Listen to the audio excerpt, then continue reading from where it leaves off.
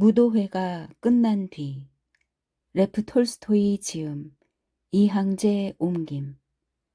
그러니까 당신들 이야기는 사람은 무엇이 좋고 무엇이 나쁜지 스스로 깨달을 수 없고 모든 일은 환경에 달려 있으며 환경이 나쁜 영향을 끼친다는 거군요. 하지만 나는 모든 일은 우연에 달려 있다고 생각해요. 그럼 이제 내 이야기를 들려드리죠. 개인의 인격 향상을 위해서는 먼저 사람들이 살고 있는 환경을 바꿔야 한다는 요지의 대화가 우리 사이에 오간 후 우리 모두가 존경하는 이반 바실리의 비치가 이렇게 말문을 열었다. 사실 누구도 무엇이 좋고 무엇이 나쁜지 스스로 깨달을 수 없다고 말하지는 않았지만 이반 바실리의 비치는 대화 후에 떠오른 자신의 생각에 대해 대답하고 그 생각과 관련해 자기 삶에서 일어난 에피소드를 들려주는 습관이 있었다. 종종 그는 자기 이야기에 취해서 왜 이야기를 시작했는지 까맣게 잊어버리곤 했지만 그럼에도 아주 성실하고 진실하게 이야기를 하곤 했다. 이번에도 마찬가지였다. 내 얘기를 들려드리죠. 나의 삶 전체는 분명 환경이 아니라 전혀 다른 것에 의해 결정되어 왔습니다. 그게 뭐죠? 우리가 물었다. 네, 긴 이야기입니다. 여러분을 이해시키려면 많은 이야기를 해야 할 거예요. 그래도 해주시죠. 이반 바실리의 비치는 잠시 생각에 잠기더니 고개를 흔들었다. 그래요. 그가 말했다. 나의 삶은 송두리째 하룻밤에, 아니 정확히 말해 하루 아침에 바뀌어 버렸습니다. 도대체 무슨 일이 있었길래요? 그러니까 열렬히 사랑에 빠졌던 거죠. 사랑에 빠진 건 여러 번이었지만 그때가 가장 격렬했어요.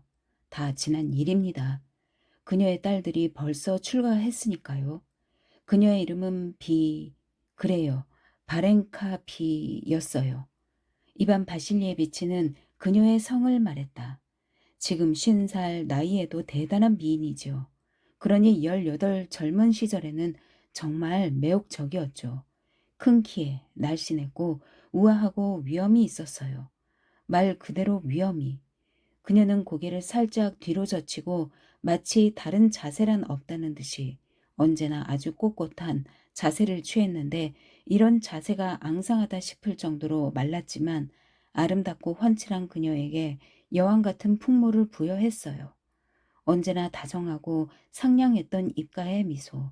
반짝이는 매혹적인 눈과 사랑스럽고 젊은 온몸에서 발산하는 미소가 없었다면 사람들은 이 여왕 같은 풍모에 겁을 먹고 그녀에게서 물러났을 겁니다.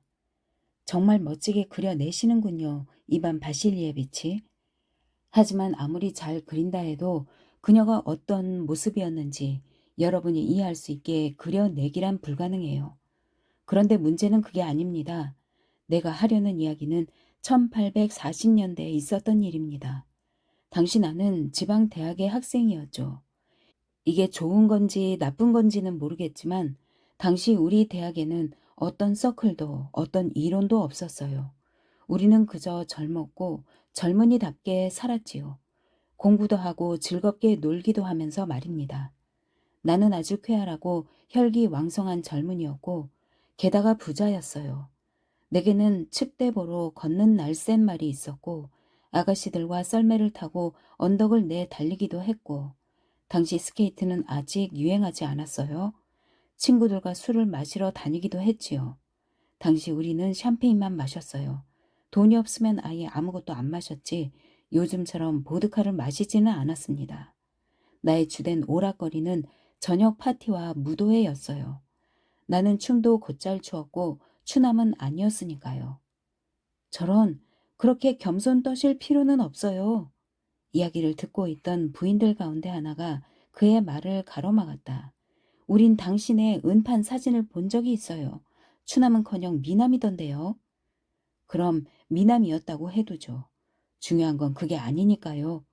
요는 그녀를 향한 내 사랑이 최고조에 이르렀던 마슬레니차 축제의 마지막 날에 내가 현 귀족 단장이 주최한 무도회에 참석했다는 겁니다. 귀족 단장은 황실 시종을 지낸 선량한 노인이었어요. 부유하고 손님 대접하기를 즐기는 사람이었죠. 그 노인과 마찬가지로 선량해 보이는 그의 부인이 나를 맞이했습니다. 젓갈색 벨벳 드레스에 보석이 달린 이마 장신구를 머리에 두른 그녀는 엘리자베타 페트로브나 여왕의 초상화처럼 늙고 포동포동한 하얀 어깨와 앞가슴을 드러내고 있었어요. 무도회는 정말 멋졌습니다. 아름다운 홀에 합창단과 음악가들이 있었는데 그들은 음악 애호가인 지주의 농노들로 당시 꽤 유명했어요.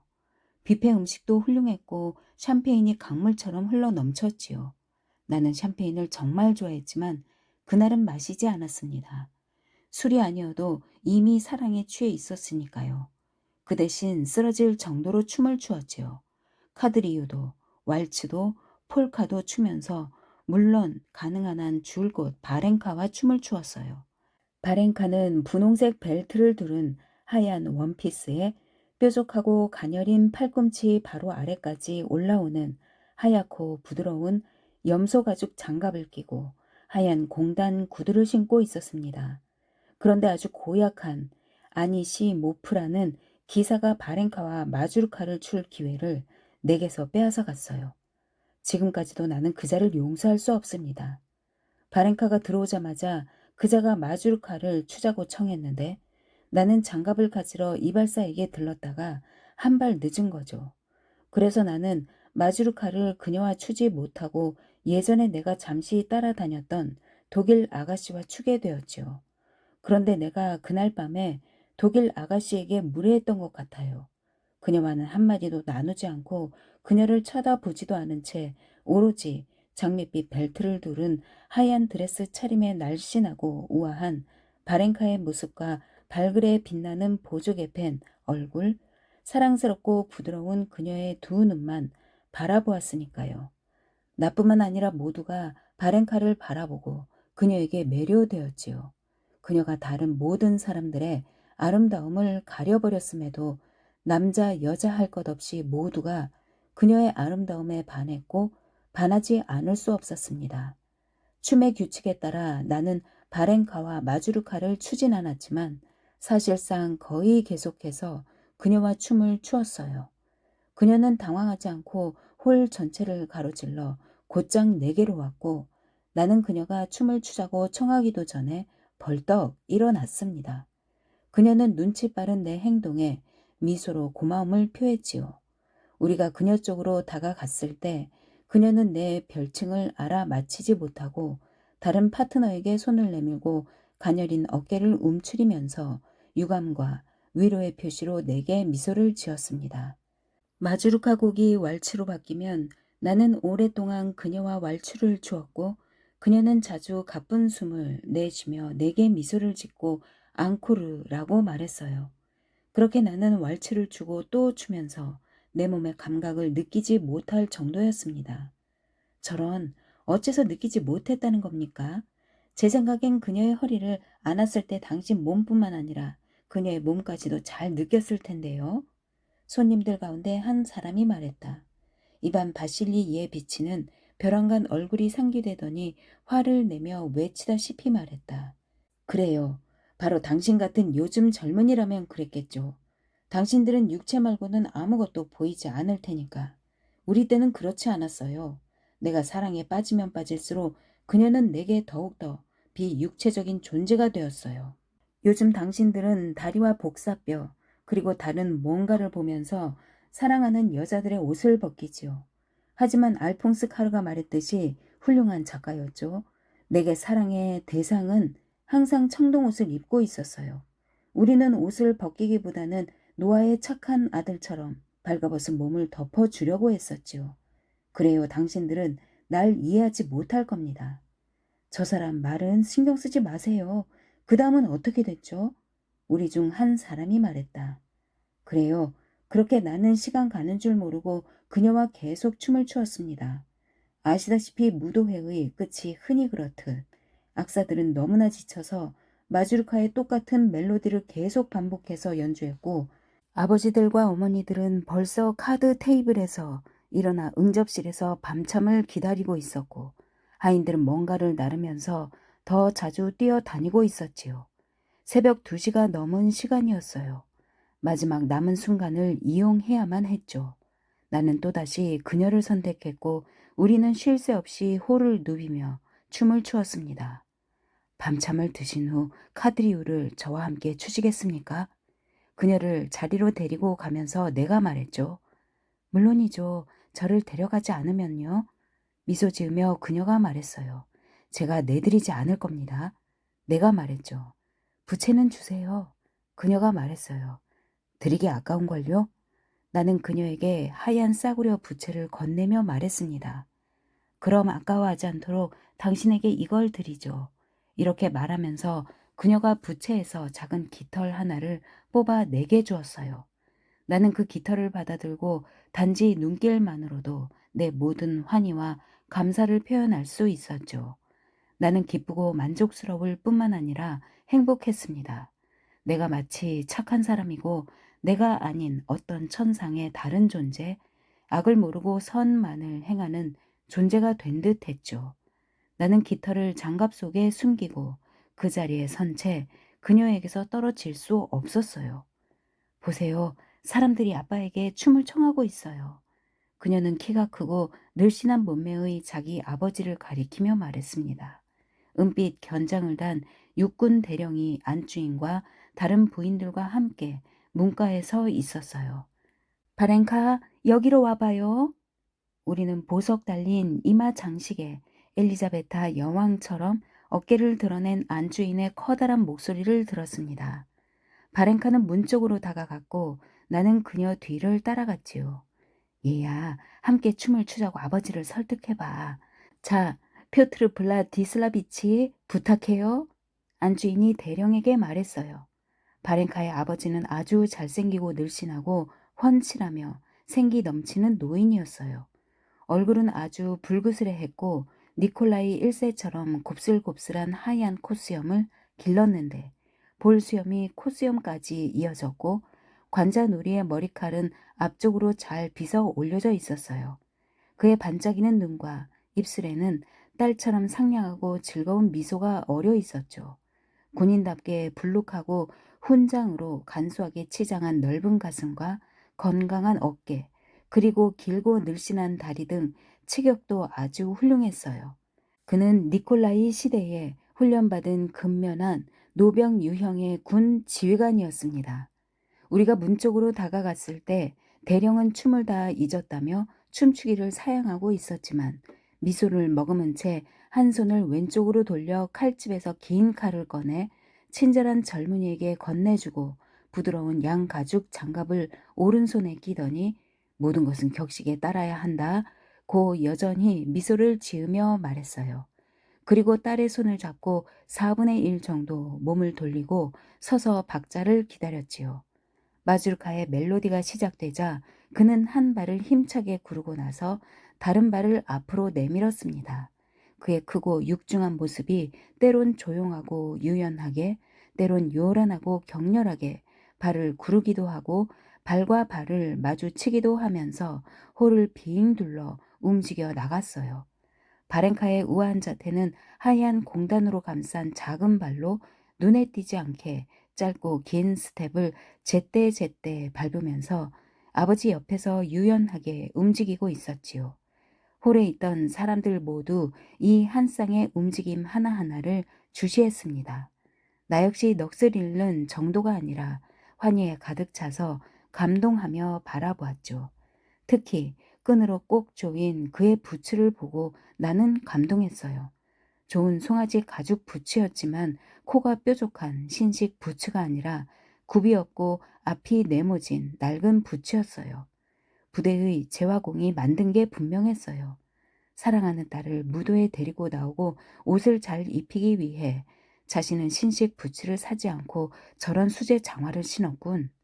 이런 생각이 들자 내겐 이 앞이 네모진 부츠가 특히 감동적이었던 겁니다.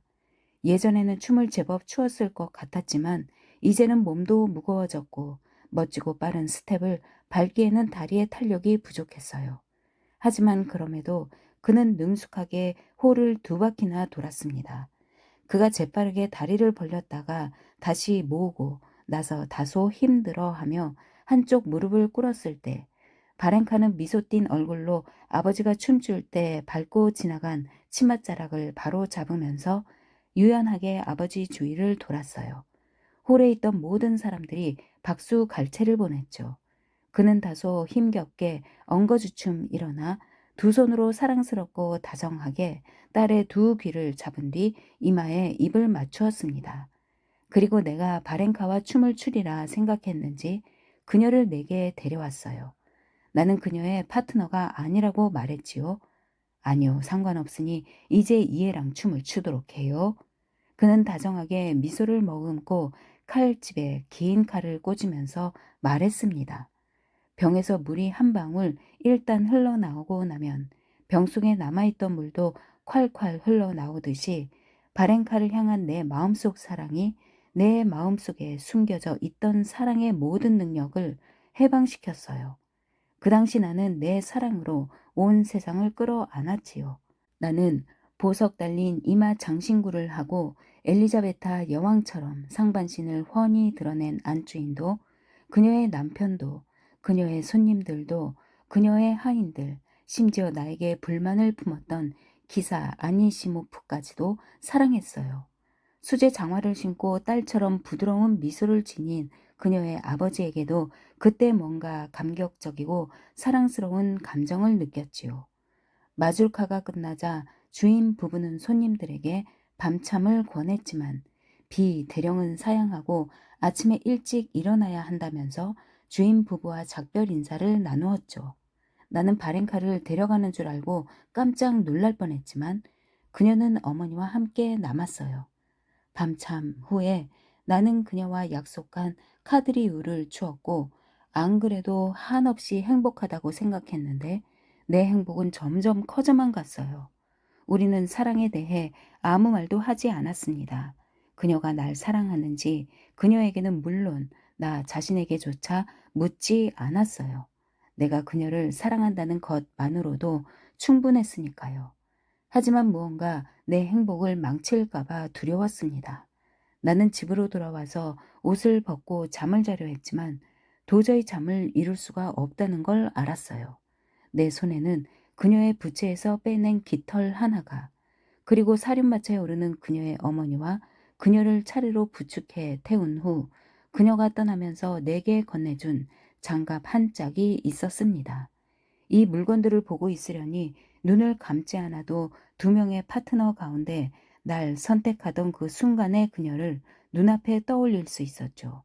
그녀는 내 별칭을 추측하면서 다정한 목소리로 긍지, 맞죠? 하고 말하며 기쁜 듯이 내게 한 손을 내밀었어요. 또는 밤참 때 샴페인 잔에 입술을 살짝 대고는 부드러운 눈을 치뜨며 날 쳐다보기도 했죠. 하지만 무엇보다도 아버지와 한 쌍이 되어 유연하게 아버지 주위를 맴돌면서 자신과 아버지에 대한 자부심과 기쁨에 겨워 자기들에게 매혹당한 관객들을 바라보던 모습이 눈앞에 어른거렸죠. 나도 모르게 어떤 부드러운 감동적인 감정 속에서 그녀의 아버지와 그녀가 하나로 연결되었습니다. 당시 나는 지금은 돌아가신 형과 함께 살고 있었어요. 대체로 형은 사교계를 싫어해서 무도회에도 잘 다니지 않았고 그때는 졸업시험을 준비하고 있었던 때라 아주 규칙적인 생활을 하고 있었지요. 형은 자고 있었어요. 베개 얼굴을 파묻고 플란넬 이불로 머리를 반쯤 덮은 형을 보자 정겹고 가여운 생각이 들더군요. 내가 맛보고 있는 이런 행복을 알지도 못하고 함께 나누지 못하는 형이 가엽게 느껴졌죠. 농노 하인 페트루샤가 촛불을 들고 나를 맞으며 옷 벗는 걸 거들어 주려 했지만 나는 그를 물리쳤어요. 헝클어진 머리에 잠에 취한 그의 얼굴이 내 마음에 와 닿아 애처로워 보였죠. 소리내지 않으려 애쓰면서 나는 까치발을 하고 내 방으로 가서 침대에 앉았습니다. 아니 정말로 나는 너무나 행복해서 잠을 잘 수가 없었어요. 게다가 불을 땐 방이 너무 덥게 느껴졌어요. 나는 예복을 벗지 않은 채 조용히 현관으로 가서 외투를 걸친 후 바깥문을 열고 거리로 나섰습니다. 내가 무도회장에서 나온 게 4시가 지난 뒤였고 집에 도착해 머무르는 사이 2시간 정도 더 지났던 터라 다시 밖으로 나갔을 때는 이미 날이 밝았어요. 그야말로 마슬레니차 축제기의 날씨였죠. 안개가 자욱하고 길에서는 물 먹은 눈이 녹아내리고 집은 곳곳에서 물방울이 떨어지고 있었어요. 그 당시 비의 가족은 도시 외곽의 넓은 들판 근처에 살고 있었어요. 들판의 한쪽 끝에는 산책로가, 다른 쪽 끝에는 기숙여 학교가 있었지요. 텅 빈 골목을 지나 큰 길로 들어서자 행인들과 활주부를 사용해 포장도로에 도착한 썰매에 장작을 실은 집마차가 눈에 띄기 시작했어요. 말들은 반짝반짝 윤기 나는 멍에 아래서 젖은 머리를 규칙적으로 흔들며 지나갔고 거적을 뒤집어 쓴 마부들은 커다란 장화를 신은 발로 절벅절벅 소리를 내며 짐수레 옆에서 걸어가고 있었습니다. 거리의 집들은 안개 속에 우뚝 솟아 있는 듯했고 이 모든 것들이 내겐 유난히 사랑스럽고 의미심장해 보였지요. 그들의 집이 있는 들판에 이르렀을 때 나는 산책로 쪽 들판 끝에서 뭔가 크고 검은 것을 보았고 그쪽에서 플루트와 북소리가 나는 걸 들었어요. 내 마음속에서는 여전히 노랫소리가 끊이지 않았고 때때로 마주르카의 선율도 흘렀지요. 하지만 그때 거기서 들린 건 뭔가 다른 딱딱하고 조잡한 음악이었습니다. 대체 뭘까? 궁금해하며 나는 들판 한가운데 마차가 지나다니는 미끄러운 길을 따라 소리가 나는 쪽으로 가보았죠. 100보쯤 걸어가자 안개 속에서 시커먼 사람들을 여럿 분간할 수 있었어요. 분명 병사들이었어요. 훈련 중인가 보군. 이렇게 생각하면서 나는 기름투성이 외투에 앞치마를 두르고 뭔가를 나르며 내 앞에서 걸어가고 있던 대장장이와 함께 더 가까이 다가갔습니다. 검은 제복을 입은 군인들이 발치에 총을 세운 채 2줄로 마주보고 부동 자세로 서 있었어요. 병사들 뒤에서는 북을 치는 병사와 플루트를 부는 병사가 여전히 불쾌하고 재지는 듯한 멜로디를 계속 반복해서 연주하고 있었고요. 저들이 뭘 하고 있는 거요? 나는 내 옆에 멈춰선 대장장이에게 물었죠. 도망가려던 타타르인을 잡아 몰아세우고 있는 겁니다. 대장장이는 멀리 떨어진 대열의 끝으로 시선을 향한 채 볼멘 소리로 말했어요. 나도 그쪽을 바라보았는데 대열 사이로 뭔가 무시무시한 것이 내 쪽으로 다가오고 있더군요. 허리까지 발가 벗겨진 사람이었죠. 2병사의 총에 묶인 채 끌려가고 있었어요. 그 사람 옆으로는 외투를 입고 챙 달린 모자를 쓴 훤칠한 군인이 걷고 있었는데 그 모습이 왠지 낯익었어요. 체벌을 당하는 타타르인은 양 옆에서 쏟아지는 주먹질에 온몸을 부들부들 떨며 눈 녹은 길을 따라 2다리를 절벅거리며 내 쪽으로 움직여 오고 있었습니다. 타타르인이 나자빠지면 그를 총에 묶어 끌고 가던 하사관들이 앞쪽으로 밀어냈고 앞으로 고꾸라지면 쓰러지지 않게 붙잡아 뒤로 잡아당겼어요. 훤칠한 군인은 타타르인에게서 뒤처지지 않으면서 이따금 흔들리지만 단호한 걸음걸이로 걷고 있었죠. 그 군인은 바로 불구스레한 얼굴에 흰 콧수염과 볼수염을 기른 바렌카의 아버지였어요. 주먹질을 당할 때마다 타타르인은 깜짝 놀란 듯 고통으로 일그러진 얼굴을 타격이 온 방향으로 돌리고 하얀 이를 드러내면서 똑같은 말만 되뇌더군요. 그가 내 쪽으로 아주 가까이 왔을 때에야 비로소 나는 알아들을 수 있었죠. 그는 말을 하고 있는 게 아니라 흐느끼고 있었어요. 형제들, 자비를 베풀어 주게 형제들, 자비를 베풀어 주게. 하지만 형제들은 그에게 자비를 베풀지 않았습니다. 행렬이 바로 내 옆에까지 이르렀을 때 나는 내 맞은편에 서 있던 병사가 단호하게 한 걸음 앞으로 내딜더니 휙 소리가 나게 몽둥이를 휘둘러 타타르인의 등을 후려치는 광경을 보았지요. 타타르인은 앞으로 후다닥 움직였지만 하사관들이 붙잡아 세우자 다른 쪽에서 똑같은 타격이 가해졌어요. 이렇게 매질이 이쪽 저쪽에서 계속되었습니다. 대령은 곁에서 걷고 있었는데 때론 자기 발밑을, 때론 타타르인을 바라보면서 공기를 들어 마셔 양부를 부풀렸다가 쑥 내민 입술 사이로 천천히 내뿜었어요. 행렬이 내가 서 있던 바로 그 자리를 지나쳐 갈 때 나는 대열 사이로 타타르인의 등을 얼핏 보았어요. 그건 뭔가 알록달록하고 젖어 있고 붉고 부자연스러운 것이었는데 사람의 몸이라고는 도무지 믿을 수가 없었지요. 오 하느님, 내 옆에 있던 대장장이가 웅얼거렸어요. 행렬은 멀어져 가고 있었지만 넘어지고 고통으로 몸을 비트는 사람에게 양쪽에서 매질이 계속되었고 북치는 소리와 플루트 소리도 여전했어요. 키가 크고 늘씬한 대령도 여전히 타타르인 곁에서 단호한 걸음으로 걷고 있었지요. 그러다 갑자기 걸음을 멈추더니 한 병사에게 재빨리 다가갔어요. 내가 한번 당해볼래? 대령의 성난 목소리가 들렸어요. 그렇게 어물쩍거릴 거야, 응? 그리고 나는 양가죽 장갑을 낀 힘센 손으로 대령이 겁에 질린 작고 연약한 병사의 얼굴을 어떻게 후려치는지 보았습니다. 병사가 타타르인의 붉은 등을 몽둥이로 힘껏 내려치지 않았다는 이유로 말입니다. 새 몽둥이를 가져와! 그가 소리치고 나서 주위를 둘러보다가 나를 보았지요. 그는 나를 모르는 척 하면서 무섭고 독살스럽게 얼굴을 잔뜩 찌푸리더니 성급히 고개를 돌리더군요. 나는 어디를 쳐다봐야 할지 모를 정도로 수치스러웠어요. 마치 수치스러운 행동을 하다가 들키기라도 한 것 같았죠. 나는 눈을 내리뜨고 서둘러 집으로 향했습니다.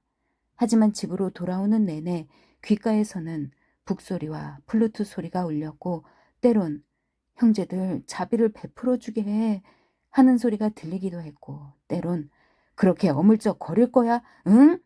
하고 소리치는 대령의 자신만만하고 성난 목소리가 들리기도 했어요. 그러는 사이 가슴 속에서 거의 구역질이 날 정도로 몸이 가라앉아서 몇 번이나 걸음을 멈춰야만 했지요. 그 광경을 보고 나서 내 안에 엄습한 공포로 나는 곧 토할 것만 같았어요.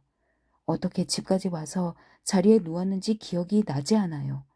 그러나 잠이 들려고 하면 다시 그 소리가 들렸고 그 광경이 눈에 보여 자리에서 벌떡 일어났습니다. 분명히 그는 내가 모르는 뭔가를 알고 있어. 나는 대령에 대해 이렇게 생각했지요. 만일 그가 아는 것을 내가 안다면 나는 내가 본 것을 이해할 수 있을 테고 이토록 괴로워하지 않을 텐데. 하지만 아무리 생각해봐도 나는 대령이 알고 있는 것을 이해할 수가 없었고 친구네 집에 가서 친구와 술을 진탕 마신 후 저녁이 되어서야 잠들 수 있었습니다. 그런데 여러분은 내가 그때 본 것을 나쁜 행위로 단정했다고 생각하십니까? 절대 그렇지 않아요. 그 행동이 그토록 당당하게 이루어지고 모든 사람에게 필요한 것으로 여겨졌다면 그들은 내가 모르는 뭔가를 알고 있었던 것이다. 나는 이렇게 생각했고 그걸 알아내려고 무척 노력했지요. 하지만 아무리 노력해도 알아낼 수가 없었어요. 그걸 알아낼 수 없었기에 예전부터 원했던 군 입대를 할 수 없었습니다. 군복무를 하지 않았을 뿐만 아니라 그 어느 곳에서도 근무하지 않았습니다. 그래서 보시다시피 아무데도 쓸모없는 인간이 되고 말았지요. 아, 그래요. 당신이 아무데도 쓸모없는 인간이라는 건 우리도 알고 있지요. 우리들 가운데 한 사람이 말했다. 하지만 이렇게 말하는 편이 더 낫겠군요. 만일 당신이 없었다면 얼마나 많은 사람들이 쓸모없게 되었겠어요. 아니 그건 말도 안 되는 소리요. 이반 바실리에 비치는 진짜로 언짢아하며 말했다. 그런데 사랑은 어떻게 되었죠? 우리가 물었다. 사랑이요? 그날부터 사랑은 시들어버렸지요. 종종 그랬듯이 그녀가 얼굴에 미소를 머금고 생각에 잠겨 있을 때면 그 즉시 광장에서 본 대령의 모습이 떠올랐어요. 그러면 왠지 어색하고 불쾌해져서 나는 그녀와 차츰 덜 만나게 되었죠. 사랑도 그렇게 끝나버렸습니다. 사건은 그렇게 일어나기 마련이고 그 때문에 사람의 인생 전체가 변하고 인생의 방향이 바뀌기도 하는 겁니다. 그런데도 여러분 말은 그는 이렇게 이야기를 끝냈다. 야스나야 폴야나 1903년 8월 20일